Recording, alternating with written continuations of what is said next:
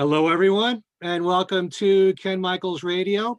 I'm Ken Michaels. You know me for a number of things connected with Beatle programming, a syndicated radio show called Every Little Thing, a couple of Beatle podcast shows, Things We Said Today, and a solo Beatles podcast called Talk More Talk.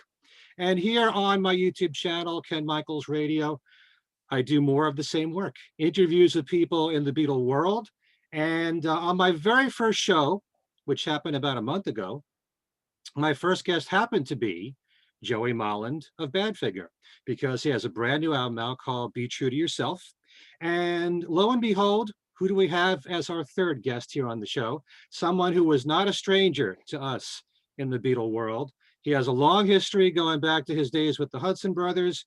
And you also know him for all the work that he's done as a producer for Aerosmith, Hanson, Ozzy Osbourne, some guy named Ringo, you might have heard of. And also more recently, in an album we're also going to talk about on this show, a Harry Nilsson album called Lost and Found.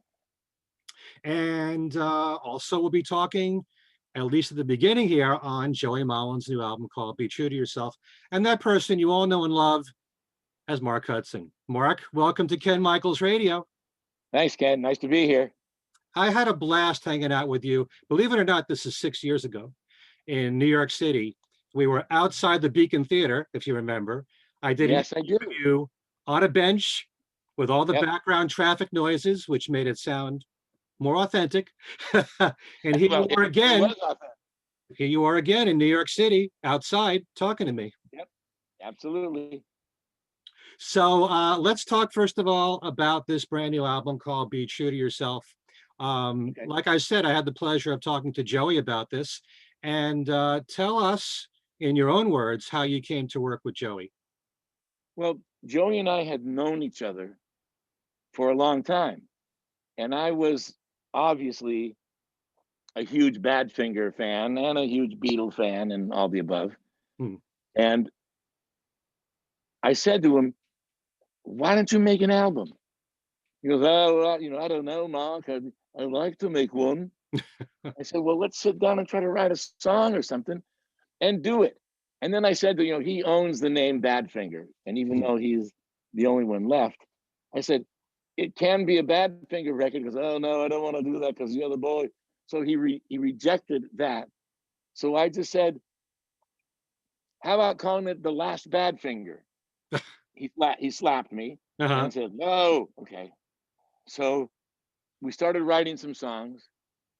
And then I said, Joey, how many more summers do we have left?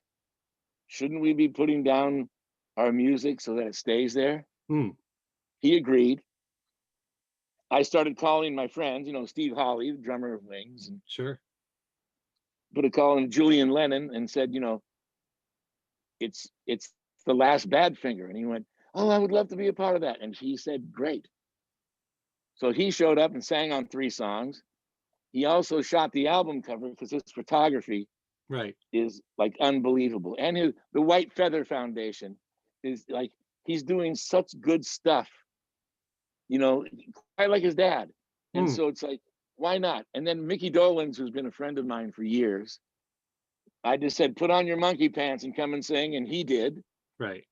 Jason Chef from Chicago. So everybody playing, the record was great. And Joey he's so much fun and so easy to work with. It kind of just came out of us. Yeah. And I knew in the early stages that we were doing great. And I knew the album was going to be good. And look, I hate to say, but usually out of all the things that I've done, and that's from the Grammy, Living on the Edge with Aerosmith, once I let it go, I let it go. But all of a sudden the reviews started coming out for this record. And it made me actually realize that I'm kind of good, because I never really look at it that way. But all of a sudden it's like, oh, it's the record that Paul McCartney wished he would have made. All the Badfinger boys in heaven must be looking down going, great record. So the compliments have just like filled my heart with musical joy. Right. And it's great. And I said, and still with all of that, Joey is still short. And he always will be. Oh, no, yeah, no, yeah. He's very, very tiny. He looks like an aerial picture of a human. Right. Does I he don't know what say to I'm you, saying. stop being taller than me? Does he say that to you? He's bigger than me musically, so I had to know my place. You're too humble. You know, Yeah, you I have my you think moments. of yourself first as a producer or as a songwriter? Songwriter first. Uh-huh. I was trained in production by Phil Ramone, like the famous Phil Ramone, Billy Joel, Wow. Paul McCartney, Paul Simon, Barbara Streisand, Frank Sinatra. And he said to me, is three things: song first, singer second, and the band third. He goes, if you don't have the song, you're in trouble. So I always look at my stuff as being a songwriter first, and then the production part of it for me is just having truckloads of fun. Uh-huh. See, I'm a And song even man. I'm a song man myself, and I always say that songs are more important than the arrangement and the production, because if the songs aren't strong first, it doesn't really matter what you bring to it. Would you? I mean, and look, if you look at Bob Dylan, Yeah. you're not going to look at him and say, well, he sings like McCartney, Hmm. and nobody feels any pain. And his guitar playing is okay, Right. but his songwriting is 9 million. Right. It's the greatest. And because of that, the song is everything. The execution of the song comes down to how much fun you want to have with the guys that are in the studio with you. Hmm. That's what I do. This is why I always like to say that the reason why the Beatles catalog has endured for so long is because they're great songs first. Of course, what the Beatles Absolutely. brought to them matters a lot, what George Martin brought and the engineers, Yep. but the songs have a life all their own. Well, they do. But it was an interesting thing about the Beatles because I think that the stars were aligned. You could take any Beatle that you want, and which one do you love the most? There's John with the cynical sense of humor. There's Hmm. Paul, who's so good looking you want to slap him. George Harrison had the mystical side, and Ringo was like your best friend or the postman. Hmm. So you could pick which one of them that you want, and then you throw incredible talent all four directions, and it became. Look at we grew beards, mustaches, and long hair because of the Beatles. Hmm. Somehow I still And have it. I mean, so do I. I mean, you can't really see the beard through this, but it's like Yeah, there you go. absolutely. And one other thing I want to show you too. I don't know if can you see that jukebox? Where is it? Uh, okay. Oh, you can't see it because I'm on this stupid thing. I'm trying to get rid of. I just don't want to screw up my virtual background. No, Okay. I'll screw it up. But anyway, I have. Yeah, Don't worry I'm about it. challenged. Okay. Yeah. I'm in the Uh, same boat anyway. No, I know, I know. It's like a scary thing getting old where all the kids are so good with their thumbs. And it's just like Hmm. pretty remarkable, you know. But the Joey album is I'm really, really proud of it. Before I talk about the music, I know that this album is on Omnivore Records. The Harry Right, Nilsson album before that was on Omnivore. What is the right. connection with you and the record company? Did you help Joey get the record deal? I did. But I also I know Brad Rosenberger for Hmm. many years when during his Richard Perry, and then he was at Warner Brothers Publishing. So we go way back. And the Harry record, I was producing it at the time of his death. And I could never get permission to finish it. Hmm. And then one day, Lee Blackman, the lawyer, called me and said, Una wants it to finish. And I was in heaven. So I called everybody that I knew, Jim Keltner, Yeah. Van Dyke Parks, all the guys that knew Harry, and they all wanted to jump on board. So when I finished that record, and the critical once again, the critical acclaim was great.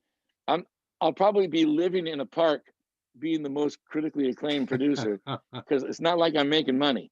Hmm. And Brad Rosenberger said to me, Marky, do you have anything else? And I had just finished, not mixed yet, the Joey album. And I said, come to my studio, I'll play you some stuff. Hmm. Came to my studio, played him some stuff, and I saw his eyes light up.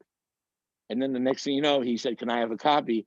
I went, "Yeah, but if you play it for anybody, I will recircumcise you." Yeah. And he said, "Okay." He took it home. He fell in love with it, played it for the label, and said, "We want to do this record." Hmm. And I went, "Great. Let me ask Joey." And then I went to Joey and I said, "Joey, they're a pretty good label that is about music. And everybody from the Raspberries to God Hmm. knows who they put them on. And it's Yeah. not just like, let's make records from dead guys. I think that Brad Rosenberger loves music. Hmm. And because of that, I felt safe with it. So I introduced Joey. Joey and Brad went off, and the next thing you know, we had it mastered. And by the way, the engineer was Mario J. McNulty, who Hmm. produced the last David Bowie album. So Okay. he's quite a mixer, and he mixed the record great. But that's when it came out. And so recently, Brad called and said, "Marky, what about the Hudson brothers?" I said, "What about not the Hudson brothers?" Because he was trying to think if we could repackage stuff, Okay. because power pop is kind of coming back. Ken Sharp had the book on Sure. the power pop, with the Raspberries and other Hmm. things. And my brothers and I were in it because that's what we really were. Right. And we were Beatle freaks. I thank John Lennon on every record the Hudson brothers ever did. I thank John Lennon because he was always my inspiration. And that's how I feel. And Hmm. you look at Lennon and McCartney, it doesn't get any better than that. Both of them completely different and completely brilliant. Add George Harrison to it and his own thing. I've never seen a band that individually talented, but still being together. Right. Pretty cool. Yeah. Well, we're going to bounce around. I'd love to have just talked about Harry, but let's concentrate on Joey Go ahead. first. Okay, Um, let's go.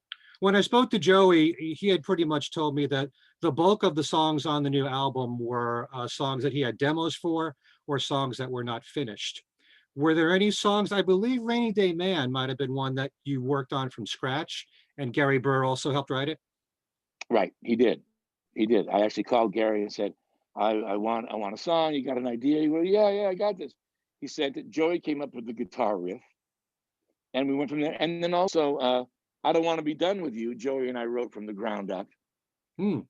but a couple of years back. And the other thing, and I'm not trying to give myself credit, but all of his songs were sort of really cool, but had no choruses, like none. Like the choruses didn't exist. So when you get "Hold On," all the choruses to all that stuff is what I really brought to the table, Hmm. and the bridges and stuff. So it was kind of like the way the Beatles did it. You came in with an idea, and then the idea gets jumped on, and they become songs. Right. Yeah. Huh. So every time Uh, you hear a chorus, you go, "Oh God, that's got to be Hudson." But that's what we were a perfect. yeah, he said that to me that you kept saying to him, "Where's the chorus?" Yeah, because there wasn't. I mean, it was like a good groove, a good concept. And I said, "Yeah, but Joey, it's like the one thing that John Lennon actually said to me. He goes, 'I write in metaphor, you make up the meaning.'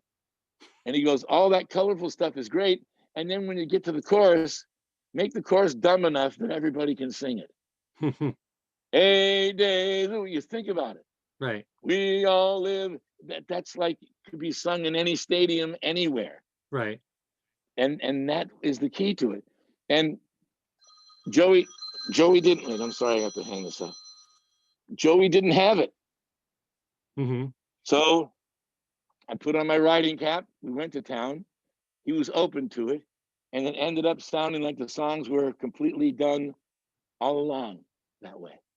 So most of the songs he wrote the verses and you wrote the chorus, or was that Yeah, the and then formula? yeah, and then I would come in on the bridge, and then we help with the lyrics. So it's not really a matter of breaking it up that way. Hmm. Like like the song "Heaven," there was no chorus. I said, "You got to have this thing. The good is getting bad, and the bad is getting better. Oh Right. yeah, that's good, Mark." And then we just would go.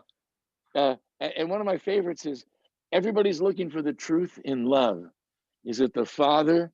the sun, or the holy dove. Mm. You've got to find your beauty from the inside out. So be true to yourself. That's what it's all about. Were those your words or Joey's? Yeah, that was me. Oh, wonderful. That was me. And the reason that I was sort of going through a looking at myself moment, as you know, I've got like the rainbow beard, and my sense of style is its own thing. Hmm. But that's who I really am. If you don't like that, don't look at me.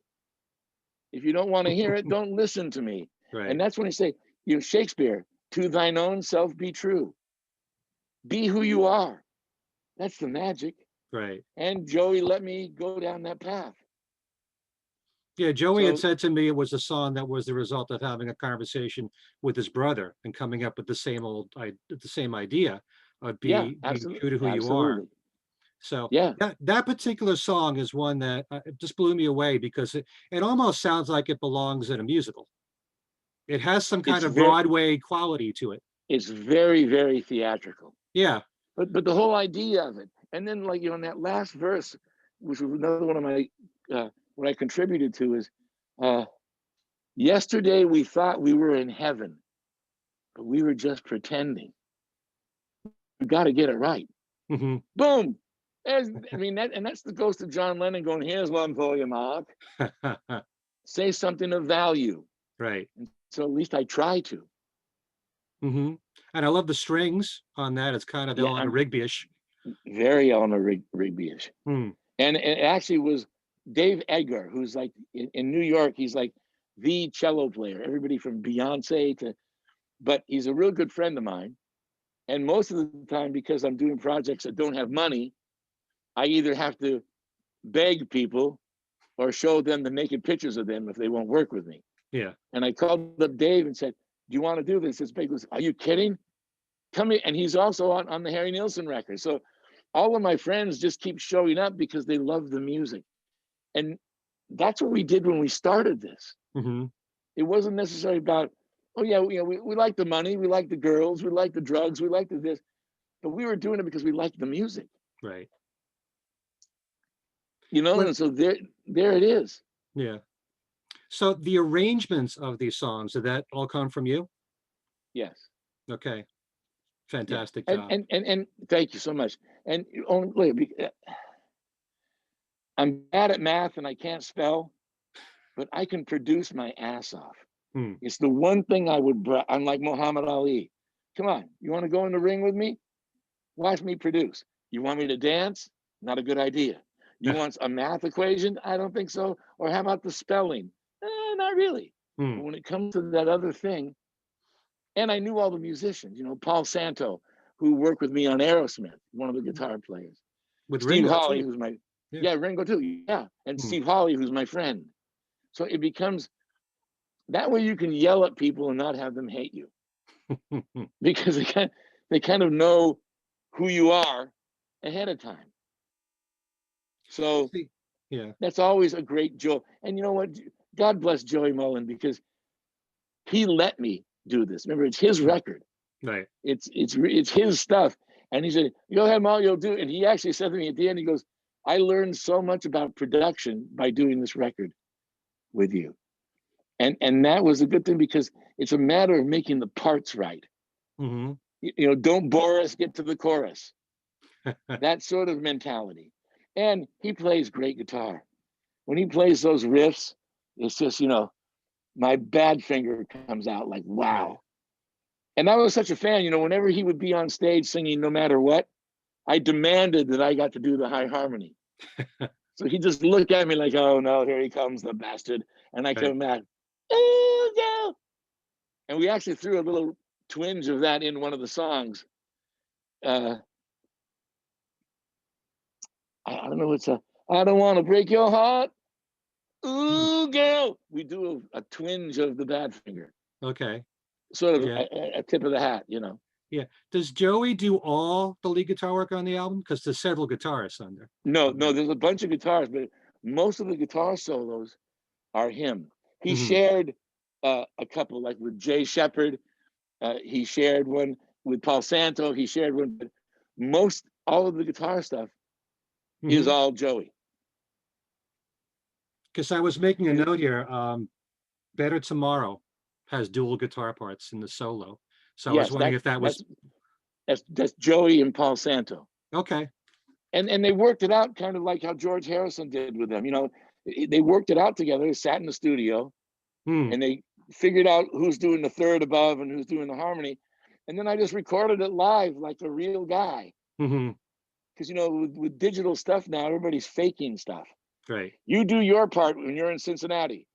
I'll sing and put it through auto crap and make sure that I'm in tune. Mm-hmm. I want to go back and say, here you go, play it. And they did. And so there's a few of them. And I think the one with Santo, and then Rainy Day Man, he's with Santo again. Okay. That dad, it's very funny because the first half of that solo, Joey played the solo, and I freaked. I went, Joey, that's so great. He goes, no, if I played a wrong note, it sounds, you know, it sounds like it's Middle Eastern. I said, that's the Jewish part. I love that. And Julian Lennon goes, I quite like the Jewish part. And when he said that, there's no way Joey was going to get rid of it. So now it's there. The first half of the solo is everybody playing it. The da da da da da. I wanted that to be like an army, and that's everybody was playing that riff, and then it breaks off into Joey, and then it ends up with Paul Santo. And if you listen to the Joey thing, you'll want to put on a yarmulke just for about 4 bars. Some of the musicians you mentioned, and I got to give you credit for the great sound on this album, but you know, I love Steve Holley going back to his days with Wings, but man, the drums sound fantastic on this album. They truly do. Well, number one, you know, it's weird because a lot of these guys that have Beatle-ness to them, once they were not with the Beatle, their style sort of moved into another direction so they could get work. And with me, I wanted it to be Beatle. So he just went, oh, great, and fell right into place. And the drum sounds, that's Mario McNulty, the engineer. Okay. He's also a drummer. So as soon as that happened, I looked at him and said, oh my God, those drums sound fantastic. Yeah. And as a studio musician, I've worked with Vinnie Colaiuta. I worked with Steve Gadd, Greg Bissonette, who I got him the job with Ringo. The list of great drummers, Anton Fig, Steve Holley, right there with any one of those guys. Yeah. And I'm not saying that because I love him as a human, because I do. Because sometimes to work with me, I can be difficult because I'm pretty demanding about what I want. And it was just sort of, I had nothing to say to him. He was that good. Did he just intuitively know what to play? Or did you have to give him any? Yes. Yeah. No. Well, I mean, I'm always giving some kind of no, but the first thing is I would play him a rough demo that Joey and I had. And then I just said, you know, lay it back, tune the snare down. So it goes like Ringo later on during Rain and that time. And oh yeah, and he just does that, and then there's the sound. And so now and then there'd be a push beat, and I would say, give me something there, but give me like a Steve Holley lick. And he just would throw in one of his, and it was weird because, you know, Earl Slick is a real good friend of mine. Yeah. And he was talking about working with John Lennon on the Double Fantasy and all that stuff. And I said, you know, tell me. He goes, we were all so scared that we walked up to John and said, what do you want us to play? And he said, Lennon said, I hired you because you play. You play it wrong, I'll tell you. So he wanted them to bring themselves to the table. Right. And because of that, that's kind of become my mantra. And then the stuff that I want for definite, I say, do that even if it's boring.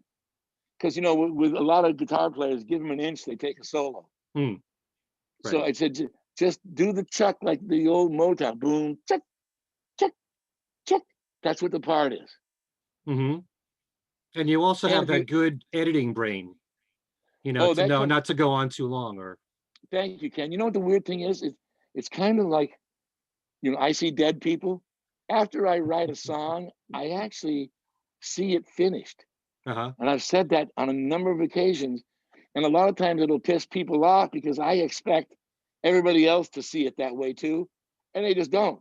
Hmm. But I see it at the end, like on Be True to Yourself. I knew exactly how I wanted at the end, with the sort of almost Beatley Jeff Lynne, Be True to Yourself, with Yeah. all those close harmonies. Like I knew what I wanted it to be. Hmm. The backwards guitar and then the cello at the end with that sort of East Indian. eh, that's all in my head ahead of time. That's a gift. That really is. Well, it's a gift and it's a curse. Because my wife puts me on the couch because I'm sitting there going, no, the cello's got to go, honey. Just take your pill and go to sleep. Okay. Because I get haunted by my own music. I say this to you because of all the work that I know you've done as a producer. Some people might be offended by this, but I consider you like an expert craftsman. You know, Great. Thank you. you could have been, a brill building writer. No, you know what? I mean, when I try to look at myself critically, which I can do now because I'm old, when you're younger, Yeah. you become an egomaniac and they all hate you. But I'm in the cocktail hours of my life.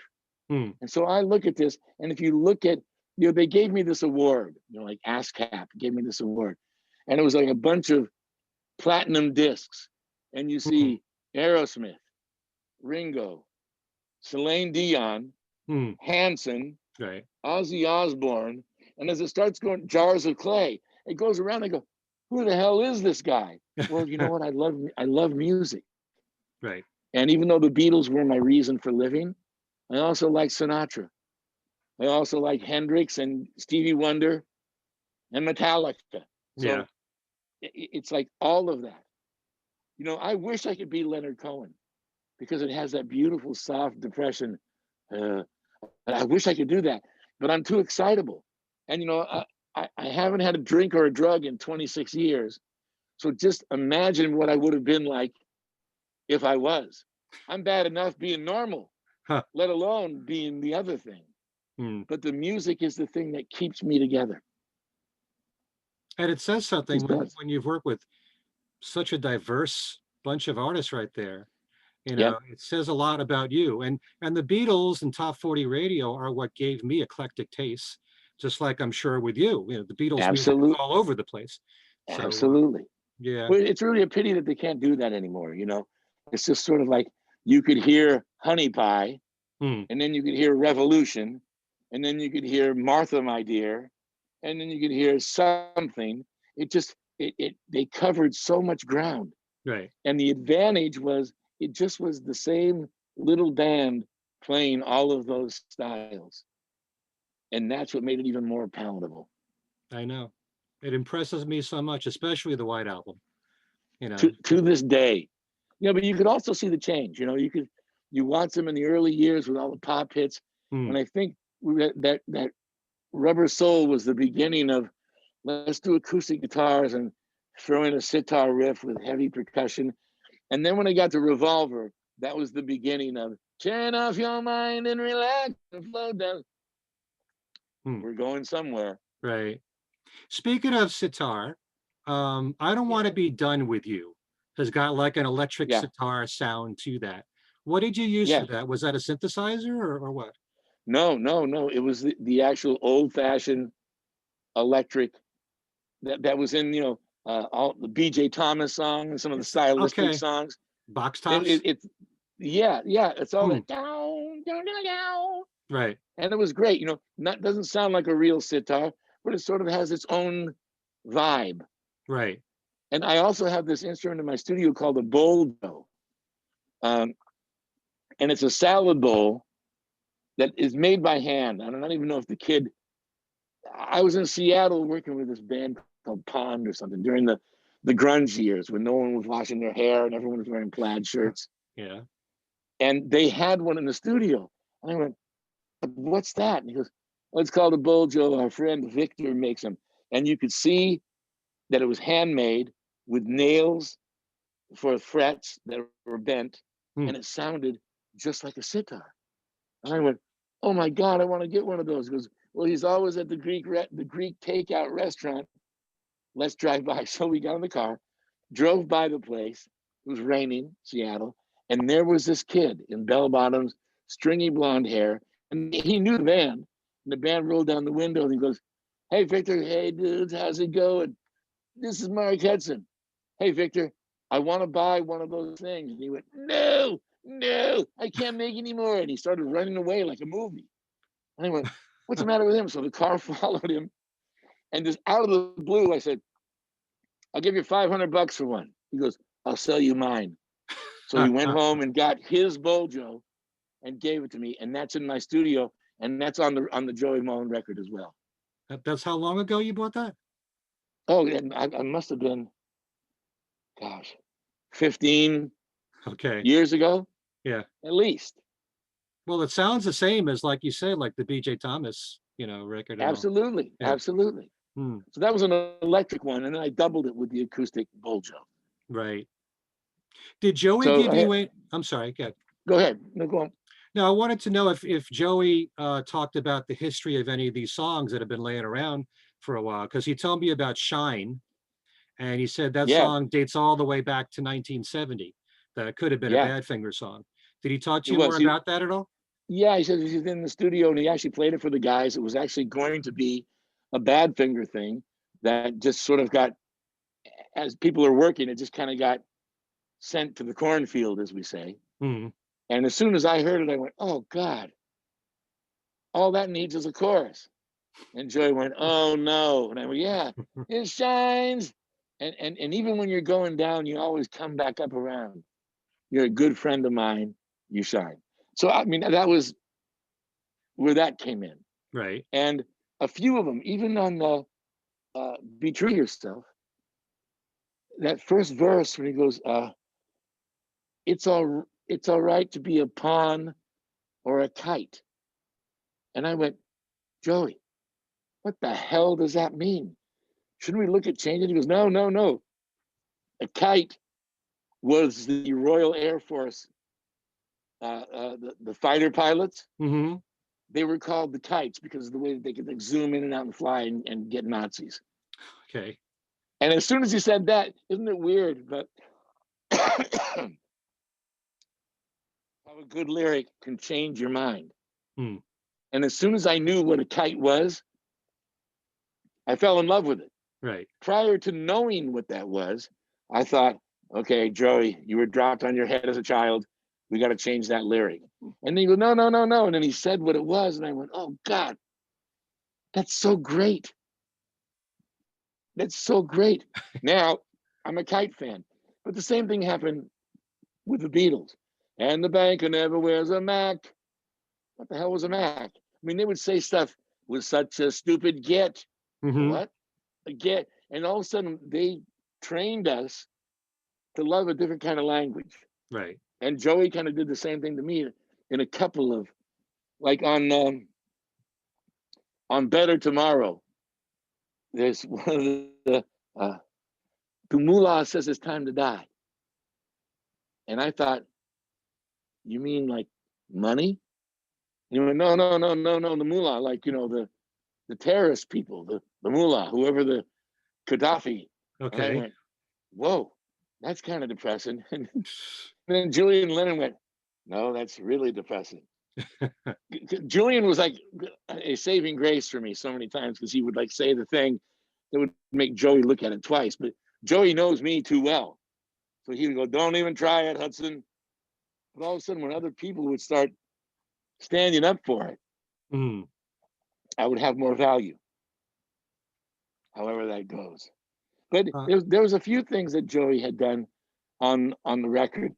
Uh, what's the ballad? Heaven. Not Heaven. There's the other one too. It's Love, kind of Lennon-y. loving you. Loving You. Yeah. Yeah. I think he wrote that for his wife who had passed away. Kathy. Yeah, yeah, and I think that song had a special meaning for him. Uh, so there's always going to be stuff in there that means stuff Hmm. to everybody. And in Heaven and stuff, when I said heaven high above the cloud, the good are getting bad and the bad is getting better. what I meant, my meaning behind that in sort of a John Lennon-esque mentality, Yeah. and I had to sell it to Joey, was that all these people that think they're doing the right thing aren't doing anything right at all. And all the people that have screwed up and want to make themselves better, they're trying the hardest. Hmm. The good is getting bad, and the bad is getting better. Makes sense that Boom. way. Yeah, it surely does. I Yeah. mean, maybe if I could just do a tour and explain stuff, people could understand it more. But you Mm, can't do that with music. You know, it's like what John said, you know, we write in metaphor, you make up the meaning. right. So I I share al- that with you, Ken. I always like to use the line, "The more I learn, the less I know," from George. That's so true. Oh And no. on the surface, it doesn't make sense, but it does if you think about it. The Well, more yeah, information you yeah, get in your brain, the more you realize you don't know as much as you really could know or should or know. that you think you do. Yeah. I Right. mean, my famous quote is, of all the things I lost, of all the things I ever lost, I miss my mind the most. And so it's just like it's that kind of thing. I think being an artist, it's not making an excuse for us, but it's really our job to think and feel and do things and hope that other people understand what it is that we're doing and saying. Right. I mean, John Lennon's lyric to Help was so autobiographical Hmm. of how he was really feeling, you know? And Right. as a fan, sometimes we look right through that and not at the true meaning. It's such an upbeat song. You sing I know, along isn't with it it. You don't amazing? realize, you know. No, no, you don't. Mhm. It's just like, wow. And then when you think about it, whew, I it, know. you know, it's a cry for help, which was Hmm. pretty cool. By the way, I have them on my chin. I don't know if you can see that. Okay. Now it's clear. Okay. Very nice. Where'd you find that one? It was on my Instagram. I saw it and I went, oh my God, that's from the rooftop. I got to get that. Hmm. So I ordered it. I ordered two of them. And I was in the phone store and this lady was in there in a wheelchair. And she went, oh my God, a Beatle mask. That's the greatest thing ever. Where did you get it? And I said, it showed up on my Instagram and I ordered it. Hmm. And so we were waiting in line. And I said, will you hold my place? And she said, yes. And I actually had two of them. So I ran to my car and got the other one. And I came back and I said, here, Merry Christmas. And I gave her my Beatle mask. Sweet. Oh, Well, you very see, nice. if nothing else, Ken, I'll go to purgatory. Might not No, make it you to won't. heaven. Well, but keep doing stuff like that, I'm purgatory bound, I'm Yeah. sure. I just want to bring up All I Do Is Cry, which is one of my Yeah, favorite songs on the album. And Joey told me that was about Mike Gibbons leaving Badfinger. yeah, Did you write any yeah, part of that? Because I would think that's a yeah. I did. very personal Yeah, song yeah. for The him. bridge. Okay. Yeah, being in love, so don't let it go. Mhm. The bridge. Okay. And so, like all, and then all the lyrics got pumped and got saved a bit more. And once he would tell me what it was about, he loved Mike. Hmm. That was a big thing, and it's got to be strange for Joey being the last one. You Yeah. know, that's got to be weird, You and know, even again, it's got to touch him. I'm always fascinated by bands like the Beatles and Badfinger, where you have where you have more than one lead vocalist and more than one songwriter, and it adds Yeah, so much to the band, like the Eagles and Fleetwood Mac, and you know yeah, that kind of sure, situation. Wings, yeah, Traveling yeah. Wilburys, sure, but yeah. Do you, just out of curiosity, what's your favorite Badfinger songs? Can you name a few Well, that I mean, really stick out the most? obviously, no matter what is the one that I demand that I get to sing on. Hmm. And so that's just was great. Come and Get It was a nice pop tune, and I'd heard the story that McCartney said, "Do it exactly like my demo." Right. So they were sort of held to that, Hmm. and it's still really great. I love Baby Blue too, Sure. for its idea. Hmm. You know, they were a great band that was tragically put in a situation that no band should ever be put in. And I think it became like a demise. And even their version of Without You, I mean, I was so shocked. Ringo told me the story that when Harry played that for Ringo, Ringo said, "Oh, I'll take that one." Harry went, "No, you won't. I'm doing it." But when you hear the Badfinger version, it's nice, but it sounds like a little band demo, Right. more so than when you get used to the one that Harry did, which was, you know, Grammy Award winning and phenomenal. Sure. But songwriting, that was a great song. No doubt about it. Without, The Badfinger version's bare and raw, yeah, it sounds like and a it demo. works. Yeah, it works on And that level. I also liked, when I go back with them to the Ivies, listen to the lonely sound, Maybe to the tomorrow. great and sadness all around me. Maybe tomorrow I will love again. God, Hmm. it's just, you as a songwriter, you hear stuff and you can understand being jealous. It was difficult with the Beatles because they were at such a higher level. Hmm. You couldn't even dream. Why didn't I write I'm So Tired? What about Martha, My Dear? Savoy Truffle. You can name them all and just go, Hmm. oh, I wish that was me. Yeah. But they were at a whole different level that was tough to reach.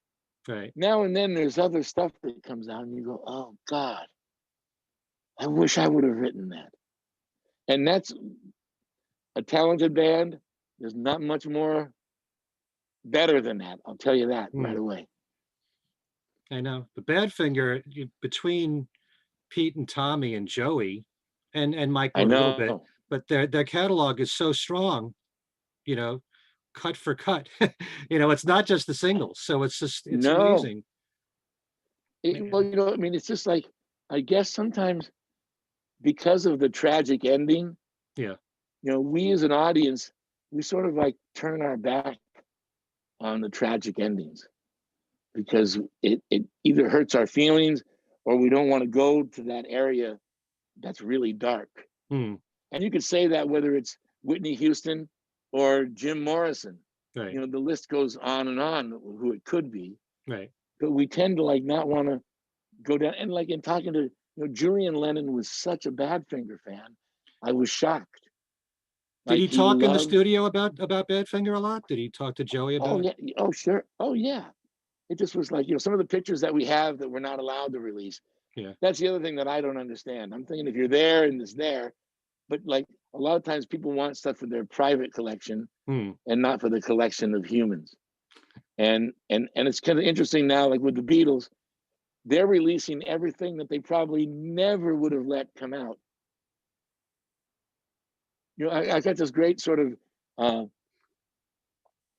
George Harrison story that when I was at Village Recorder in my studio, Hmm. Jeff Lynne was in the big studio making a record, and he knew that I had a good guitar collection, so he asked if he could borrow my '65 Rickenbacker, and I was giving him some stuff. Yeah. Now, being the king of bootlegs, I had a bootleg tape of the Beatles rehearsing "Can't Buy Me Love" Right. with background vocals in it, and then George makes his horrible mistakes in the solo, and they all laugh and blah blah Hmm. blah. So, and this was like pre thumb drives. I played the cassette for Jeff, and he goes, "Oh, that's great." He goes, "Eric, George, and Petty are coming over later. Could you make me a few more copies?" And I went, "Yeah," thinking that I would get invited into the studio, which Uh-huh. I didn't. So I made him the copies, and then saw him the next day, and I went, "Well, how did it go?" And then he told me the story. He went, "Well, they walked in," and I went, "Boys," and I held up the cassette, and I went, "I have the lads rehearsing 'Can't Buy Me Love,' and I had copies made for you. Do you want one?" And Clapton said, "Yeah, of course." And Tom Petty went, "For sure, I'd like one too." And George went, "I don't want it." And he went, "Why?" He goes, "I was there." He's got a There it point. is. There it is. He lived it. Yep, Huh. pretty cool. Yeah. That speaking of which, the front cover of the album, which was taken Yeah. by Julian, when I spoke to Joey, he said that wasn't something that, was intended for the album. It's just part of Julian's collection. And he thought Mitch Ryder was the guy on the front No, I know cover. that was, It- was his joke. He said like, "Why Mitch Ryder?" I said, Joey, no one's gonna know that it's anybody. yeah, He's a little guy standing on a rock looking at the sunset. right. It could be you. And Julian actually gave me that one thing. He goes, "Well, that kind of looks like Joey." So he didn't have to go out and do a photo shoot. It Right. was kind of there already. And Julian Lennon's photographs, for those of you who haven't seen it, you got to check out the beautiful Mm. images that he creates. It's pretty unbelievable. I've seen many of them. A lot of nature shots he's done. No, a They're lot great. of he's a nature boy, Hmm. and I think that's great. It's fantastic. Yeah. He's a lovely human being. Yeah. I've interviewed him once when his last album came out. Yeah, Everything Changes. I know he's working on a new one, so I can't wait to hear it. yeah, So it's going to be great. I heard it. He played me a few things in the studio, all roughs and stuff, but he's fantastic, and I guess fortunate or unfortunate, he kind of sounds like his dad. So I don't know if he'll be judged on that, but I don't think it should make any difference. well, I would never want to be one of the Beatles sons, No, because no, everything is measured up to what they did.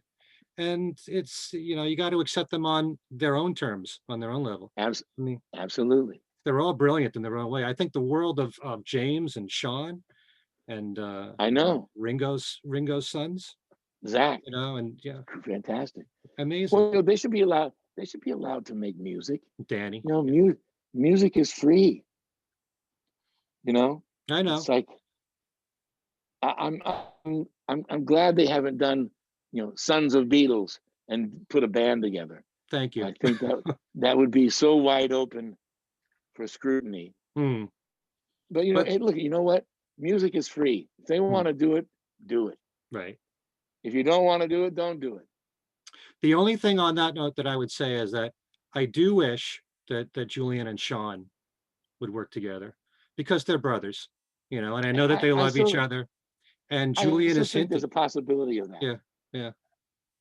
Well, we'll I see. think Sean's on his own mission right now, Hmm, which he should be allowed to do right. and to be.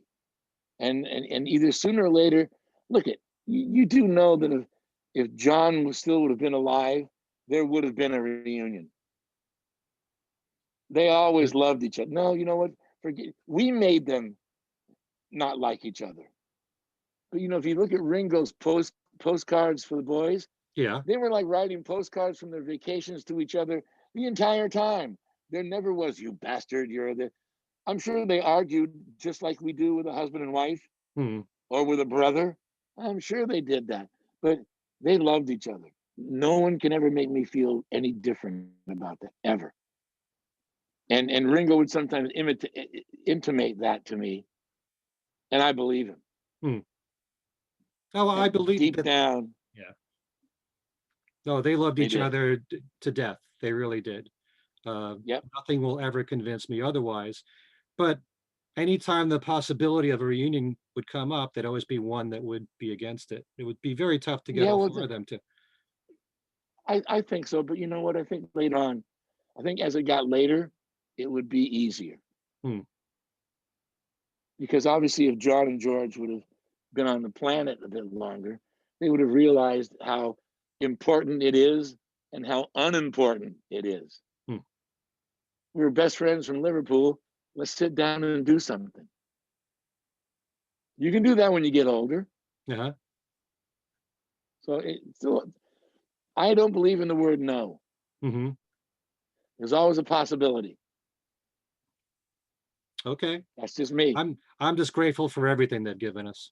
So Me I think too. we're spoiled beyond words. So Well, yeah, we'll never get anybody that good ever. I We agree. won't. I'm sorry. Hmm. It's just I don't care. You could pick whoever you love, and you're allowed to love them, but it's not going to be like those guys. Hmm. And even the Stones knew it. If you look at the tape of "All You Need Is Love," Mick Jagger's sitting on the floor looking at John Lennon like he's a god, and that was Mick Jagger. Hmm. all of that. Yeah. And I've heard, because Mario McNulty, my engineer, was engineered Bowie records, and then he produced that last one that came out last year. And there was a thing he was talking about, talking to John, and he said something like, you're the way that you write songs, it's like, it's so rock and roll. Hmm. And John goes, well, yeah. He goes, I get a song in my heart and I put it out. And then Bowie said to him, what about me? And John said, it's still rock and roll, just with lipstick. I've heard that quote. Yeah. It's so good. Let's move on a little bit and talk about Harry's album, Okay. which is another one that I loved. Can you clear up, because sometimes I look at this album as being kind of like what Brainwashed was for George, and that it was a lot of the last songs that Harry worked on with a few older ones put together. And the title track, Lost and Found, was one that you co-wrote Yeah. with Harry. There was more to it than this. Everyone always thinks, because he was no longer with us, that it was all old stuff. And the song Try, Mm-hmm. Rescue Boy, that's all newer stuff that Harry and I wrote together. Well, I'm saying that most of the songs were new with a few old ones added in. Yeah, well, I mean, obviously, he's not around. I always tell the story that we would sit in his car and he would virtually have 100 cassettes, and he'd play stuff like "Woman Oh Woman," and he would give me notes that I wrote down. Mm. I want Van Dyke to play like an accordion thing, okay, and then I want the middle section to be like God Only Knows, okay, and so it was up to me to sort of like recreate his dream. Mm-hmm. But they were words that came out of his mouth onto my paper. And that's how the whole record was done. Okay. I love that record too. What did you write for the song Lost and Found? Both lyrics and melody, and as did Harry. And Mm-hmm. the favorite line I didn't write. Did you come from market or a heavenly place? God must have loved your face. And when he said that, it was one of those moments where I went, "Oh God, why didn't I think of that?" But that was Harry. Mm-hmm. And so it was a combination of both things. And then we got to sing background together, and that whole sort of Beach Boy, la la la la, all that beautiful stuff. Mm. And that just sat there. And every time I would try to get someone to say, let's do this, I thought, God, what am I going to do? What am I going to do? And then finally, one day, they said, do you want to finish this record? And I went, are you kidding? I've been waiting a quarter of a fucking century. So when you And I say did. that, when you say that Harry had these cassettes, he didn't have multi-tracks then, right? In the studio? No, it was a piano with him smoking and coughing. And it was like home. In fact, I still have maybe like 120 songs that he made a compilation.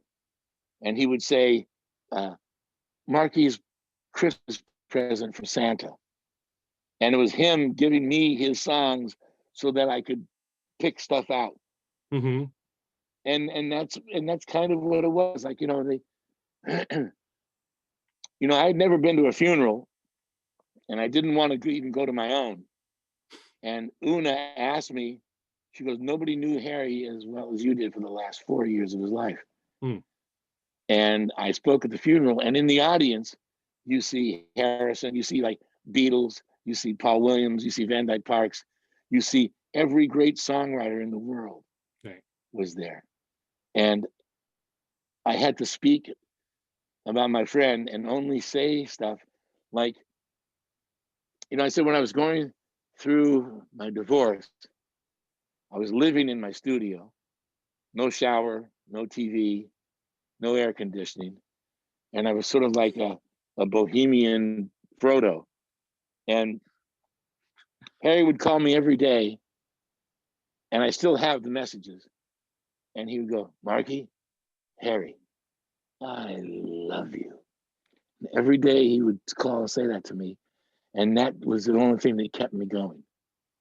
So one day he called me up and he goes, let's go to the Hamburger Hamlet. I'm taking you out. Picks me up. And in those days, the Hamburger Hamlet was this place where it was known for its hamburgers, but it was like a restaurant. And you could still smoke. It was those were the years. Uh-huh. And we were in there, and he takes out of his pocket this book, and it said 272 of the stupidest things ever said, and it had quotes from Winston Churchill and whatever. Mm-hmm. And I'm going, God, and he signed it to me, and I said, God, Harry, thank you so much. And the waitress was there, and Harry was telling the story that might be documented about. There's a video when he was in a basketball thing, and he shot a half-court shot, and he made it, and the only person in the audience clapping was Ringo Starr. Oh. And the waitress went, Ringo? You mean Ringo Starr, the Beatle? Oh my God, you mean Ringo? Ringo Starr? And Harry looked at her, took a puff of his cigarette, grabbed my book, crossed out 72 and wrote 73. And that, when I said that at the funeral, there was not a dry eye. Right. And everyone was laughing because that was more of what Harry Nilsson really was. Really, that's what he really was. Could you explain, Ringo has said that Harry Nilsson was the best friend he ever had. And you might think, well, maybe it would be one of the other Beatles. But he said it was Harry. How would you describe, what is it about that relationship from what you observed? Well, you know what it was, because, Harry was hanging out with John, but Harry was he was a softer version of Lennon. So when he was around Ringo, there was sort of this arm around my brother, just because you're Ringo doesn't mean that you're not the Ringo. So he always made him feel like he was part of something. Not competitive, oh, John, oh, Paul, or George. It just was sort of, that's pretty great. Right. You're Ringo. And they became best buddies, even to the point where it was like best man at a wedding. So I think they were just tight. Mm-hmm. I think Harry was never afraid to tell his truth, whether you wanted to hear it or not. Oh, I got a great story. So we were at the Rainbow Bar and Grill one night, which is this club in Los Angeles that's really, really famous, and, drugs, groupies, just famous. And my brothers and I were in there with Harry and John Lennon, and we're sitting at this booth because we got the big booth only because of who I was with. It was like guilt by association. Uh-huh. And we were drinking beyond what a human should drink. And in walks Three Dog Night. And there they were, Chuck Negron, Corey, just like, and they looked great. And they were fantastic too, by the way. And they walk in, they see us, and they walk over to the table, and Chuck Negron says, Harry, how great. So great to see you here. And wasn't it cool that your song that we did, One Is the Loneliest Number, went to number one? Harry took a puff of his cigarette and says, yeah, maybe next time you'll sing the last note in tune. and John went, oh, good boy. And John tried to cover for him. Way to go. Oh, way to go. Congratulations, boys. And Harry, that was what it was. Maybe next time sing the last note in tune, you bastards. Oh, and Lennon panicked. Oh, way to go, boys. Yeah. Oh, number one. He was doing everything he could to move it away. Right. That's Harry Nilsson. Well, in a way, he was a lot like John, being honest that way. No, I know. Except, I think in the end, and this is my own assessment, and I think Lennon's even been recorded saying it. I don't think John could keep up with him from the, the drinking and I don't think John could keep up with it forever. Mm-hmm. So that became kind of an issue. But I think by the time Harry did Pussycats, Mhm. he was wanting to sing more like John, when really he was more McCartney. You know, if you look at Me and My Arrow, Oh it's yeah. so, and in the morning when I wake up, ah, da, da, da. It's so Hmm. McCartney. Right. But I think by the time he did Pussycats, he wanted to have that Lennon primal thing. And I don't know if he should have done that. I don't think it helped his voice any. No, he lost his But voice. even in, yeah, no, I know. But Yeah. in doing this record, he still had moments. It still is Harry Nilsson. Yeah. And when he did, you know, there's no more Oyster Bar, there's no more Ringo Starr. He just knew how to massage those words with a comedic sort of slash to them. I don't know. I wanted to talk to you about that song because I played it on my show. It's got the Yeah, reference to Ringo. It's got Penny Lane in there. It's got a reference to something too. something. Yeah. Yeah, What was the basis for writing that? Did he talk about that with you? yeah, he did. He did. Well, you know what the thing is, he was also a Beatle freak. You know, he was one of us Hmm. as far as loving them. And and then when the Beatles said that he was the favorite singer, can you get a better compliment Yeah. than that? You know, so Hmm. pretty good. And I think what he wanted to say in that song was that no matter what we do, and when you're west of me, UCLA.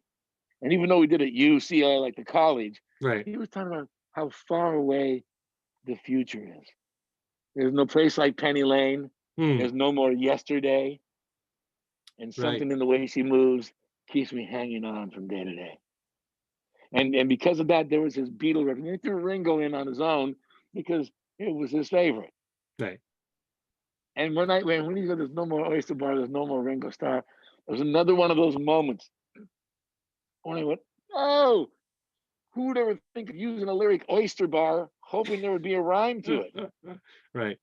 Harry Nilsson, he just knew what it was. And there's no one left to lie to but my car. I said, what does that mean? He goes, well, you know, you're driving around your car and it's like a beat up thing. He goes, yeah, but when you pass a pretty girl, you put your arm out the window like you're driving a Ferrari.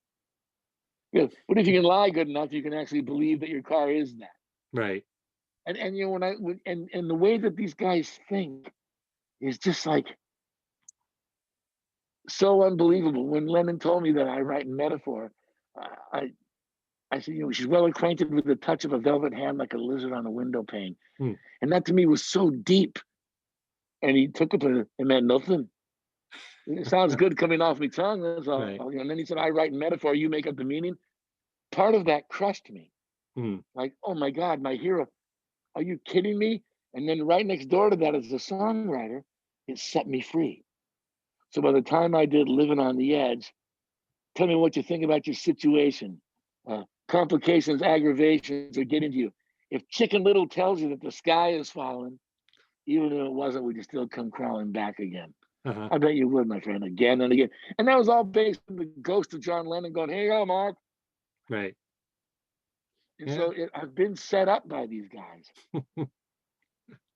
It's like John said to Pete Shotton when he wrote "I Am the Walrus," because there were courses in school analyzing Beatle lyrics, and he said, "Let the buggers figure that one out, like it means anything, the lyrics." Yeah, sure. You know. Well, then you know that stick it up your jumper. Yep. Yeah, I mean everyone was thinking like everybody smokes pot, everybody smokes. No, no, no. When they were in school, they would say stick it up your jumper.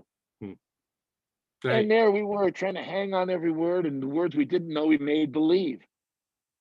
But isn't that what makes great art? Hmm. And Lennon actually said to me one time too in one of our things. He went, you know, there's only two ways to look at art: this way and that way.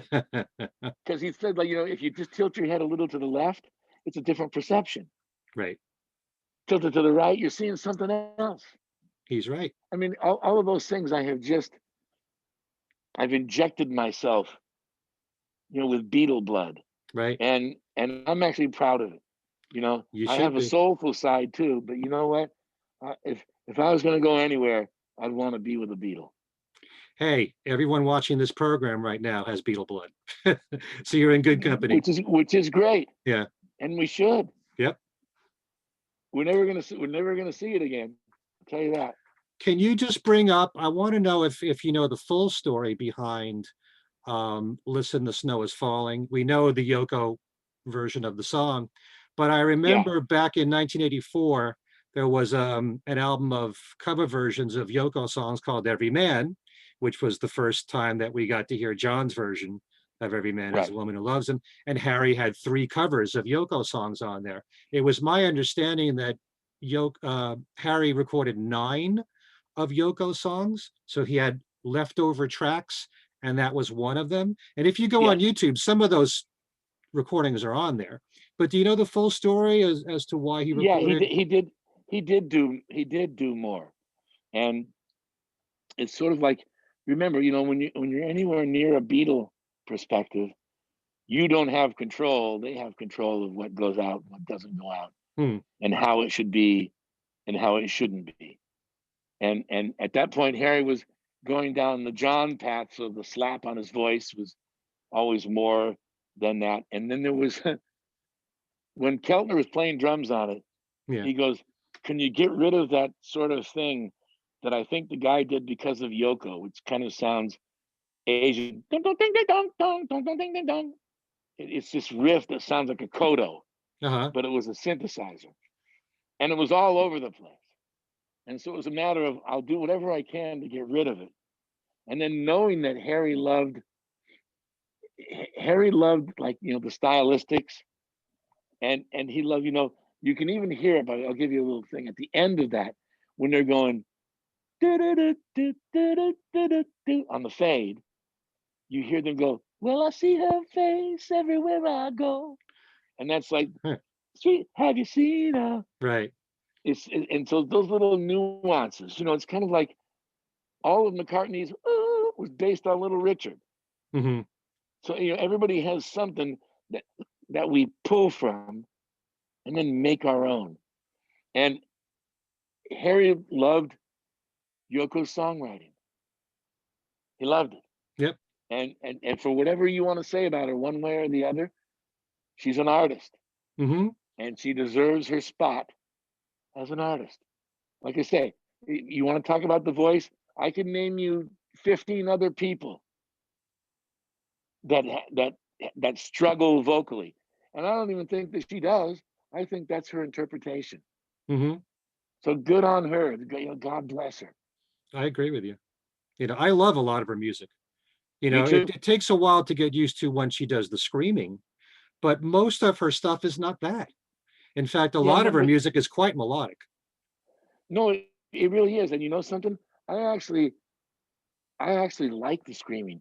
It's kind of John Lennon's primal "Mother, you Hmm, have me." right, "Mama don't go." Well, there it is, and that's an expression right.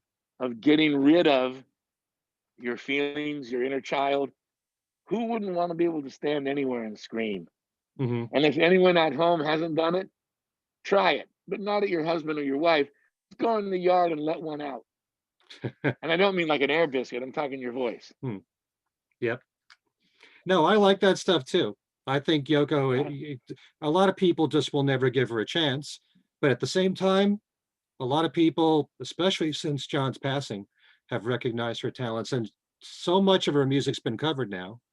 And a lot of that music has made it on the dance charts too. So she has a whole new audience out there, people that know about her work. And they should. It's Hmm, kind of like John was blessed to actually understand her as an artist more so than not. right. And she deserves to be looked at that way. Everybody, there are people that hate rap. Hmm. There are people that don't like menudo. Everybody has what they can love and not love, but that's what's great about art. Hmm. So you don't have to love her, but accept her. She's in there doing it. Right. It's like accepting, Van Gogh or Picasso when both of the eyes are over here and the nose is over there. Yeah. Who made that up? Right. And that's what the great thing is about art, Hmm, that we have to sort of open our minds and our hearts to that more so that everything has a chance.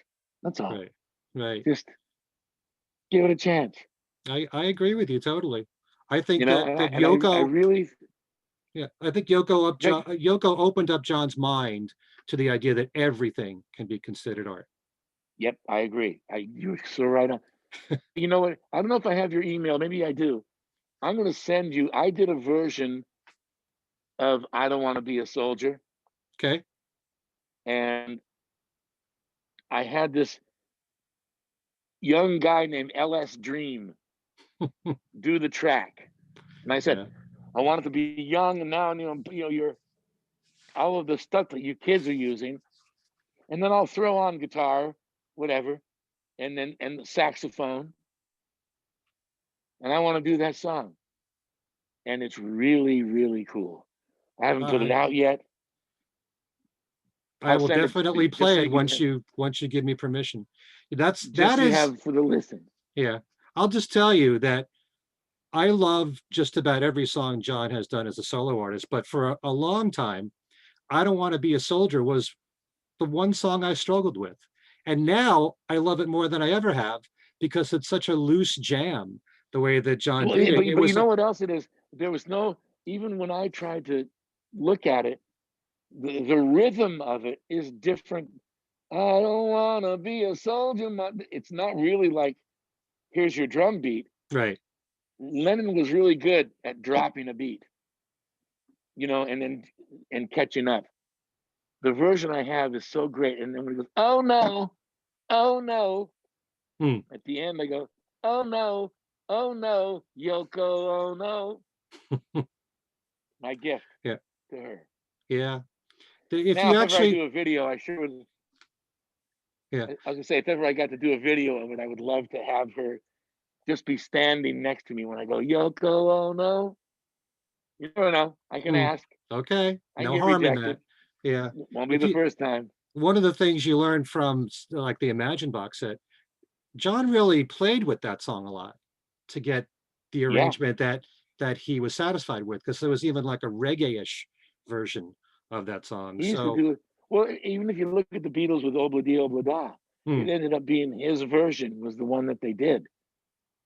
Because McCartney had tried to record it a number of times. hmm, And then John got so frustrated. That's what we're doing. Dun, dun, dun, dun, dun, dun, dun, dun. And yeah, there it was. he pounded on the piano at the beginning there. No, no, he wasn't Elton John, but I the way know, they played piano was great. right? I've had studio musicians that cannot play the opening to Lady Madonna, which was McCartney, because Hmm, it's so its own thing. right. Any teacher would say, "What the hell is that? What is the left hand doing to the right hand?" Hmm. I've had major studio guys play Lady Madonna, and they sound like Jerry Lewis. And the Beatles had that thing. Right, They just did. right. I don't know. You're Okay. talking to a big fan. Oh, I Not a bad know, I thing to know, say. I know. I could talk to you for hours, as you may have noticed. But let's talk a little bit about Ringo. Okay. There are certain songs that you worked on with him, well, all of them really, that I treasure. But when I think of one that sticks out of my mind more than any other, it's Instant Amnesia, because it's Yeah. so out of left field. And it always reminds me of Jimi Hendrix, Manic Depression, maybe because of the guitar lines going up. Um, Yes. but Well, it was that da da da da da da. It was yeah, very sort of manic depression. Wait, hold on a second. Can I have to answer my door? okay. Because I'm doing that. Hey, oh, come back. Yeah, good. Okay, I'm back. Okay. I can tell you a story about instant amnesia. Go We were ahead. making that record. We were making that record, and then Ringo came in, and he was kind of depressed. And he goes, "Oh, I don't know. I don't know if I want to drum much more. All my stuff is sounding the same." And he started having that kind of attitude. And I went, "Are you kidding? The world has copied you because of what you brought to the table." Right. "Oh, I don't know. Maybe he just was feeling bad." And he left for lunch, and I went, "Okay, I'm gonna kick him real hard now." And Mm. then and said, "And we'll put a room mic on it, and we'll let him play like John Bonham." And he came back in and said, "Okay, here you go." And he went, "Wow." Then we finished the song together. Yeah. With the lyric and that middle jazz part, and it became one of his favorite songs because of how good he sounded and how he played the drums on that. Mm-hmm. Well, as someone who went on record as saying, I don't do drum solos, how He, did you get him to do this, and why hasn't he done more of that? I don't know. Listen, all I know is at that time, the band kind of knew what he was feeling like. So remember when we cut those tracks, it was like 4 guys in a room. It wasn't like, oh, put on your drums and then we'll add to this. We were all in the room. I was playing bass on that one, I think. Mm-hmm. And the energy behind all of us playing it, we were like bobbing our heads like we were in Metallica. Right. And I think that Ringo got excited, like, oh no, this is great. And it kind of sent him back to when he was hungry, and he played like he was hungry. The drum tracks on that are one of my favorite of all times, by the way. I share that with you. Mm-hmm. One of my favorites of all time is how he played drums on that. Yeah. And then that other part, the jet, it dun dun da da in your mind. And then he stopped the band and he went, mind, and then did a drum fill and again to the solo. And when he did that, I went, genius. Like he stopped it, mind, drum fill, Hendrix guitar solo, and Mm. everybody went, oh my God. How fantastic. Yeah. Well, It's a heavy song, man. I urge all the people watching the show, if they never heard that song, check it out on YouTube, Instant Amnesia. It's just wonderful. Um, some of the duets that you worked on. Don't Yeah, Hang Up is a favorite of mine. How did you get Chrissy I love Hind in on that? I love that one. Well, because we wrote the song about a guy on the road, and Ringo Hmm. had a lot of the lyrics about what that was. Right. And then I said, we should get a girl to play the part. And he knew that Chrissy Hines was in town. And he goes, I'll reach out to her.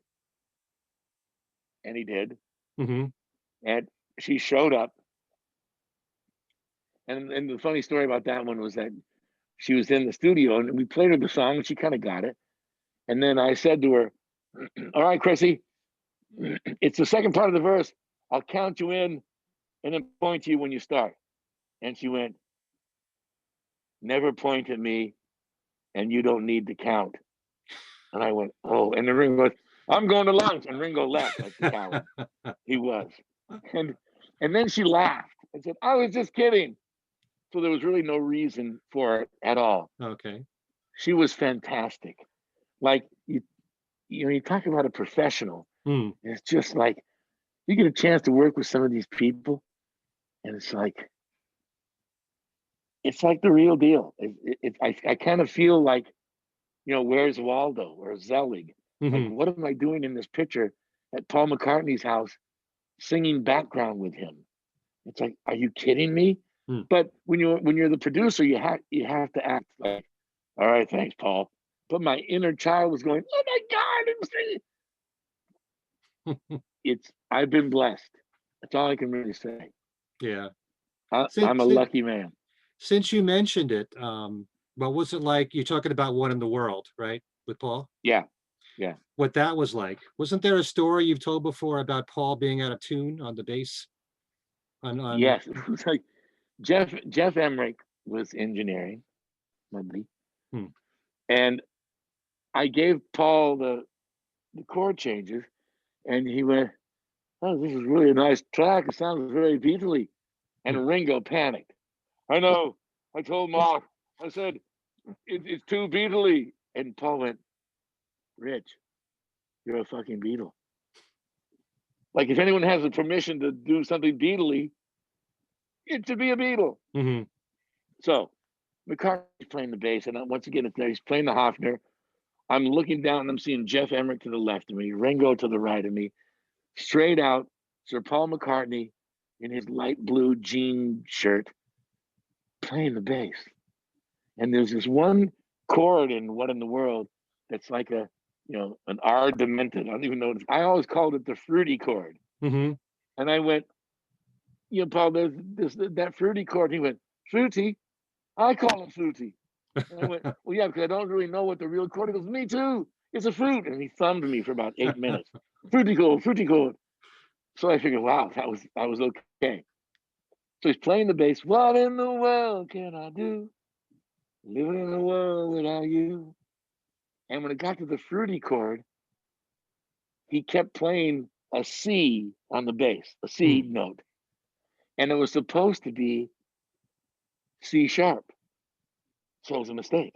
And I looked at Ringo and I looked at Jeff Emerick and said, well, you know, that's supposed to be a C sharp. And he's hitting a C. And Jeff Emerick goes, tell him.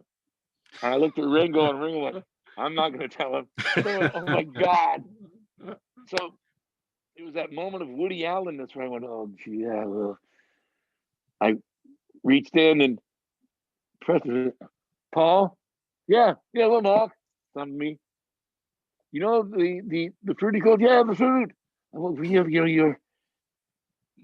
you keep hitting a C, and it's supposed to be a C sharp. And I thought, like, oh my God, I'm going to be thrown out of this house and be yelled at by one of the greatest songwriters in history. I swear to God, thank God I was wearing brown pants because I was scared, like unbelievable.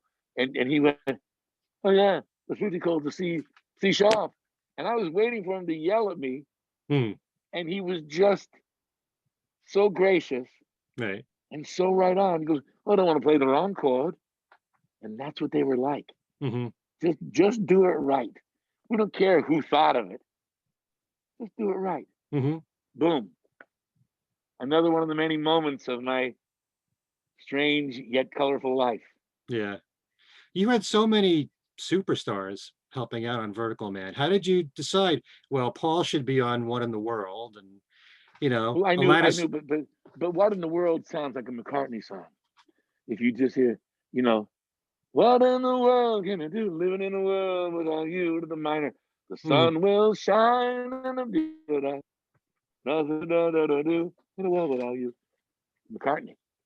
Sounds like George to me. And then the fact that Joe Walsh is doing a George, sounding like George Harrison on there, that always has more of a George sound to me. But yeah, it was, but really, I mean, and McCartney's bass playing is like, you know, what do you say to all this stuff? And then when we sang background together, I always sort of gave him his part with me thinking of what John would be singing if it was the Beatles.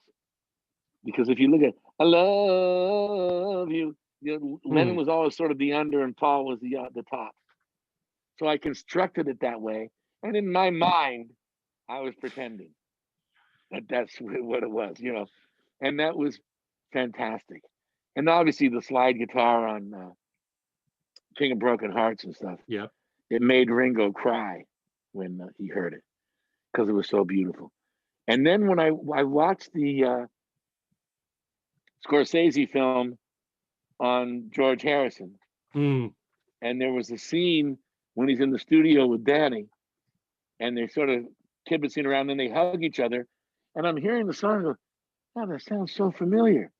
And then I concentrated, and it was me singing background on I'll Be Fine Anywhere, right. that George played guitar on. And I'm thinking, oh my God. And that's another one of those moments, like, for the rest of my life in history, there I am with them because of that. And nobody really knows or cares other than me, but that's enough. Sure. When you're in the studio with Paul and Ringo or George and Ringo, you got to seize the moment. Oh, and are you kidding? That's exactly what you did. All of us well, would I be always doing tell that. the one thing. I always tell the one thing when I was singing background on What in the World. Ringo's in the studio with Jeff Emerick, and I'm out there with Paul, and we're teaching the being in love, giving him the parts.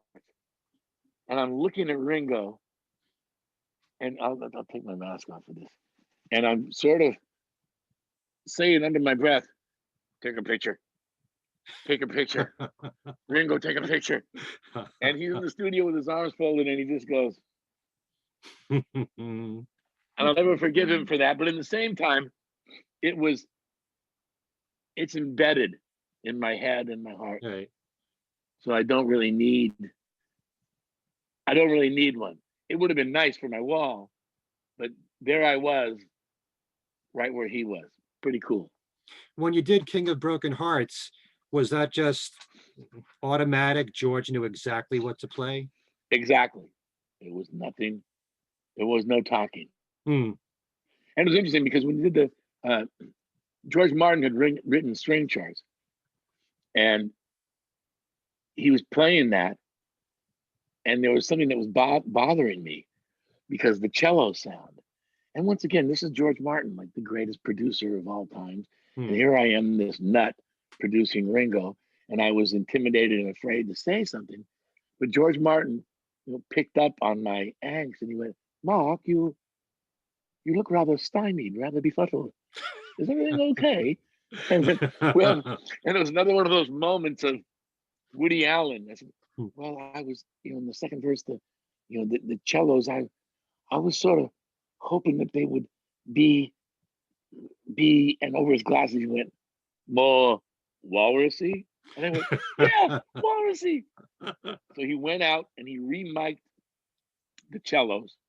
And I said to my engineer, write down everything that he's doing and how he positioned the microphones. And what it really came down to, when you hear that track, you'll hear it. And there it is. Yet again, I have so many of those stories that are just completely beautiful to my life. What do you remember about recording, since we talked about George, Never Without You, and having Eric Clapton on there?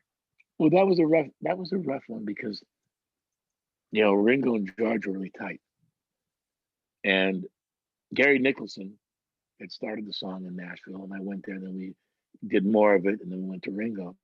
And then a lot of the lyric came from Ringo only because it was his relationship with George. And we could throw out an odd thing, but it was kind of important to do the other thing.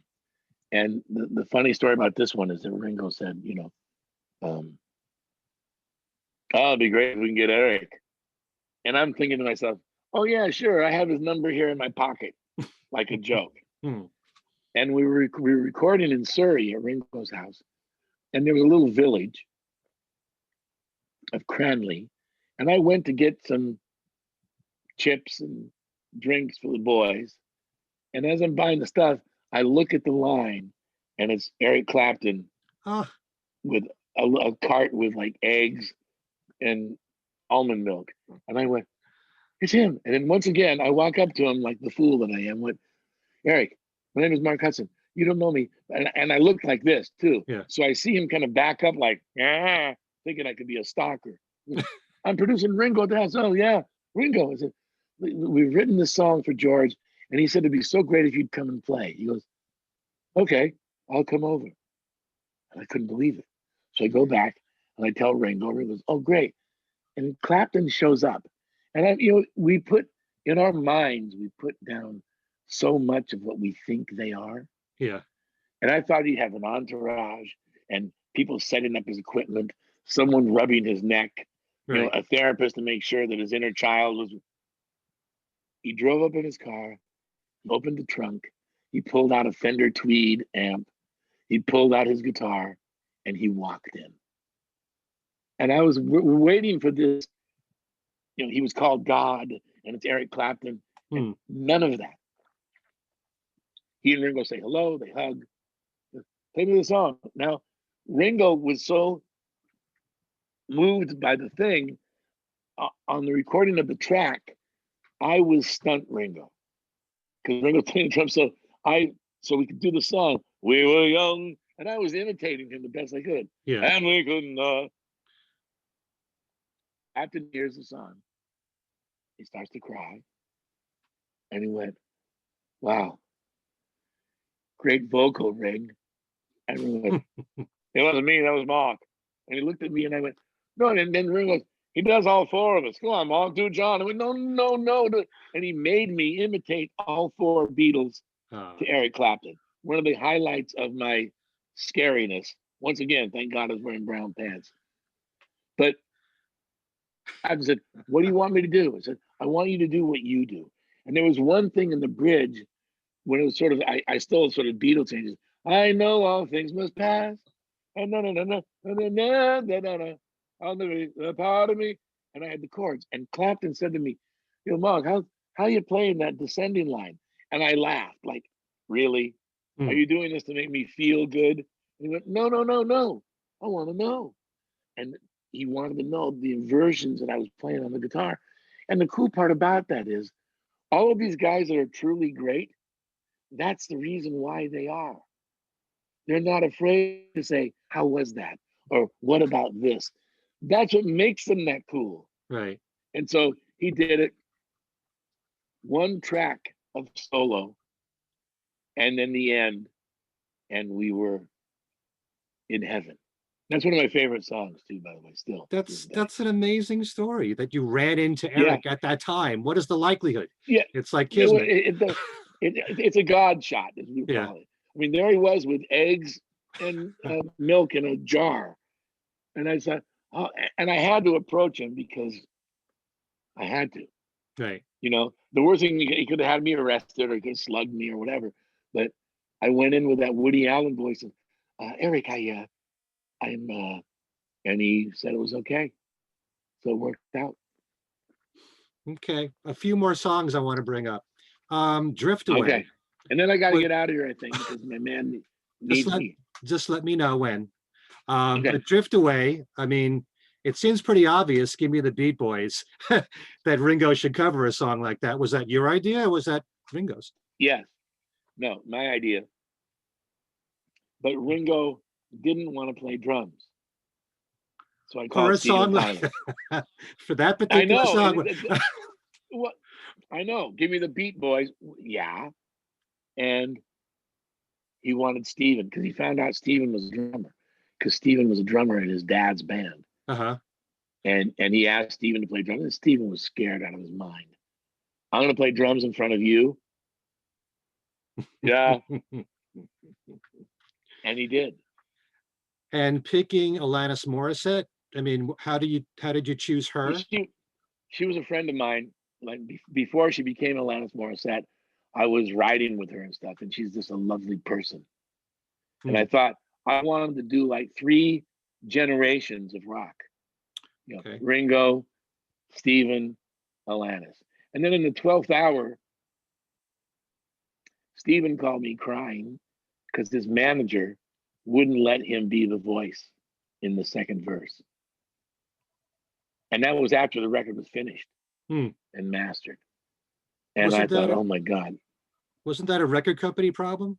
I thought it was with Columbia. Well, no, the excuse we used was, we have a record coming out and, the label doesn't want, and I went, really? You're going to cross-collateralize with Ringo Starr, Love in an Elevator, Dude Looks Like a Lady, and Ringo's going to get in the way of your record? And he knew it. Yeah. Steven was crying and felt horrible. But I had to tell Ringo. So once again, it was another Woody Allen. Ringo? Well, Mark, I just got a call in. And there I was again. And said he can't do it. And Ringo, he was sad. And he goes, all right, I'll call Tom. Gets on the phone. Hello, Tom. For sure, Ringo. You want to come and sing on a song? For sure. So it became Tom Petty. Right. So still 3 generations of rock. Ringo, Tom Petty, Alanis Morissette. And I thought that was such a... Yeah, it came out great in the end. Yeah, I agree. I know. Yeah. I know. I got no complaints. I mean, it was sad Steven didn't get to do it, but Steven got to play harmonica on Love Me Do, so that was good enough. Can you talk about Fading In, Fading Out? That's one of my favorite songs of all the ones that you worked on. Yeah, I love that song too. Gary Burr and I went over to England, just the 2 of us, and Ringo. And we just started talking about life in general. And Ringo just said, we come here, and he referred to John, and then we go away. fade in, hello, I'm here, and then we fade out. And I thought, wow, what a great idea. And then he goes, I just hope that I've left enough. And when he said that, I got the chills or I had gas. I don't know which one, but when he said that, it was just saying like, whatever it is that we do, we just hope that we left something behind that's better than when we got here. Mm. And I fell in love with that. The sentiment of that song, which was all Ringo basically, Right. was really, really fantastic. That's one of my favorite songs too, by the way. Yeah. I love that. All you really need is love. Yeah. Always referring to what he's all about. Ringo's all about peace and love. Right. And that, who can complain about that? We could surely use more of that this day and age. Mm-hmm. True. I love these insights, Mark. Thank you so much. Oh, you're very welcome, Ken. Before we close, I want to let you know, and maybe you can tell the story, how much there is of this, but because sometimes my brain is kind of slow. And I'm watching The Point, and I'm realizing that, everybody in the town has a point, and the buildings have a point, except for little Oblio, who has a round head. And all of a sudden I'm thinking, ding. That's what it was. Yeah, I mean, did you come up with the idea to call the band the Roundheads, or was Ringo's? Ringo. Okay. Ringo, just point blank. You're the Roundheads, and I don't want to hear anything else about it. And he told the story, Oblio. In fact, Ringo, I think Ringo did the second narration of The Point. I think the first one was Dustin Hoffman. Right. And all the subsequent ones have been Ringo that have come out. Yeah, right. And because of that, we became the Roundheads.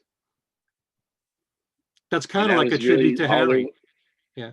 Of course it is. Yeah. And even in the song, Missouri Loves Company, Ringo said in the end, we miss you, Harry. Mm. They always throw little messages in there for and to each other. Right. It's a whether we share it or not, or whether someone picks up on it. No, I always thought I Want to Be Santa Claus sounds like a Harry Nilsson song. No question about it. And Ringo knew that too. and then I made a point of making the music have the sort of Harry kind of point. Da, da, da, da. When you hear the musical arrangement, extremely Harry Nilsson. Sure. And I love that too, by the way. I know. One more song about Harry Nilsson, Harry's Song. Okay, go ahead. I love that one from Liverpool, I know. Liverpool 8. I know. How was that written? I know. because of him. I mean, you know what the weird thing is? It's not like living in the past.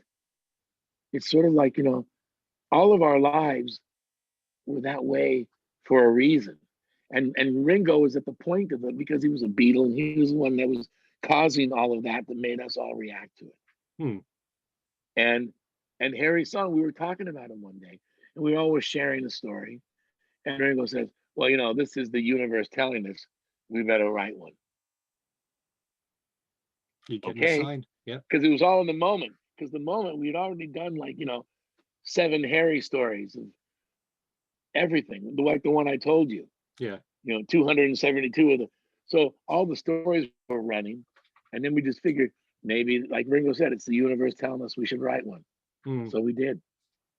And it sounds just like a Harry Nilsson song. Somehow, you have this gift to, I don't know, put your mind in his, mindset, and make it sound like something he would write. Well, yeah, but the other thing is, besides being a Beatle fan and a Harry fan and a Stevie Wonder fan or whatever, we learned all of that stuff by listening to them.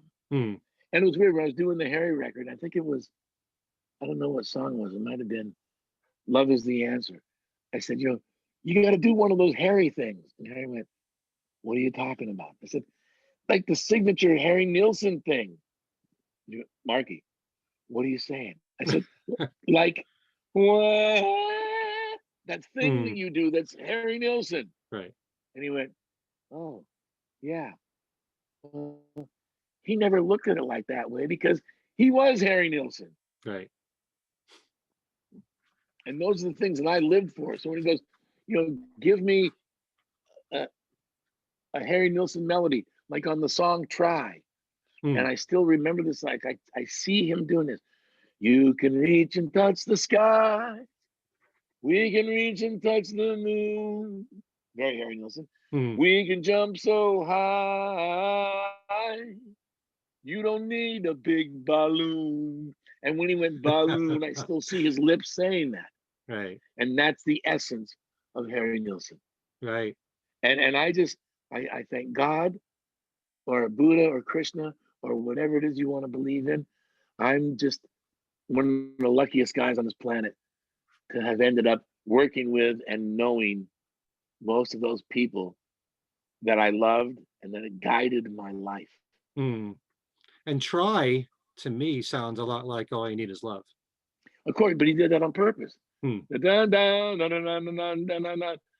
And I went, Harry, aren't you getting in trouble? He goes, I know the band. Okay. Okay. And it was funny because I'll go back to one of the Ringo things. I think it was My English Garden. Ringo goes, Right. someone's knocking at the door. Right. Somebody's ringing the bell. And he said he called Paul and said, I want to use a little piece of that song. And McCartney said, call my publisher. He goes, I'm calling the guy that wrote it. And they laughed. And that was the end of the story. And there it was. So, I guess when you know somebody, you don't have to sue them because you love each other from the beginning. Right. Right. One last question. And at some point, I would love to talk to you about the Hudson Brothers music. But We will do that again too. As I once in a while do a Beatlesque segment on my radio show, tell me how there's a lot of songs I want to talk about with you with the Hudson Brothers, but you got to talk about So You Are a Star. From the moment I heard it, and I used to follow American Top 40 with Casey Kasem. I was rooting for that single every single week to keep going up. And it reminded me sort of like Sexy Sadie-ish in my mind. Well, anyway, you know what the weird thing is? When I wrote it, every review that came out that said it sounded very Beatley and all that kind of stuff. And obviously, with them being my influence, and basically, John Lennon, you got to love only me. He was always infiltrating my mind. And it's kind of like, on my solo album, The Artist, we were mixing Ringo's record, Ringo Rama, at Dave Gilmour's houseboat. And in the back of the houseboat, there was a drum kit and a piano. And they were setting up a mix, and I was back there and I played the song, and Ringo went, well, that's nice. It's kind of Beatley. I said, yeah, I know. When it came out, everyone said it was like the Beatles. And he goes, let's do a version for your mom. And so I got to record So You Are a Star with a Beatle playing the drums when everyone had said how Beatley it was. It sort of came full circle for me in that case. In the beginning, he sort of made fun of me, and I kept it. So before the song starts, we have this little dialogue that I kept because it was so great.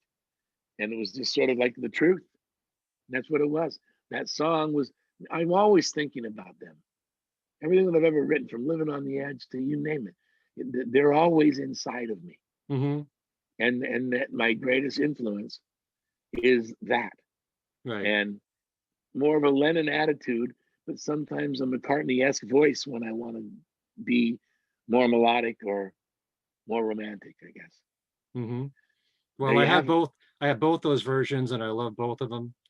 And I just want to say thank you, not only for doing this, but for all the great work that you've done. Do you have any plans once this madness ends, this pandemic? Do you have any projects that you have lined up? Well, no, Joey and I were actually talking about going out and doing the album. And that depends on if, God willing, the thing gets over with. Yeah. So we'll have to wait and see. You'll have to let me know immediately, because I'm going to go to as many shows as possible. And Ken, the email that we corresponded on, was that the email that I'll send you? I don't want to be a soldier. Yep, go right ahead. Okay, perfect. Okay, done. I'm looking forward to and love to the family too, brother, by the way. Yes, thank you for all the work with Ringo, Harry, Joey, everything you've done. And I look forward to talking to you again, hopefully soon. Great. Peace and love. Thank you so much, Mark. All right, brother. Talk to you later. Bye bye. Bye bye.